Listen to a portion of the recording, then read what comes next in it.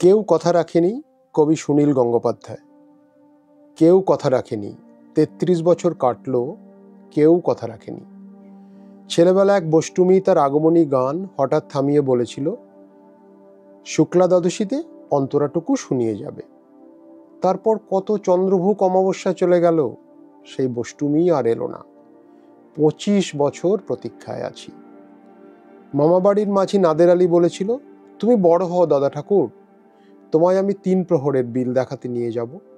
সেখানে সাপ আর ভ্রমর পদ্মফুলের মাথায় খেলা করে। আমি আর কত বড় হব নাদের আলী? আমার মাথা এই ঘরের ছাদ ফুঁড়ে আকাশ স্পর্শ করলে তারপরে তুমি আমায় ৩ প্রহরের বিল দেখাতে নিয়ে যাবে? একটাও রয়্যাল গুলি কিনতে পারিনি কখনো। লাঠি লজেন্স দেখিয়ে দেখিয়ে চুষেছে লস্কর বাড়ির ছেলেরা। ভিখারির মতন চৌধুরীদের গেটে দাঁড়িয়ে দেখেছি ভেতরে রাস উৎসব। অবিরল রঙের ধারার মধ্যে সুবর্ণ কঙ্কণ পড়ার ফর্সা রমণীরা কত রকম আমোদে ভেসেছে। আমার দিকে তারা ফিরেও চায়নি। বাবা আমার কাঁধ ছুঁয়ে বলেছিলেন, দেখিস একদিন আমরাও। বাবা এখন অন্ধ, আমাদের দেখা হয়নি কিছুই।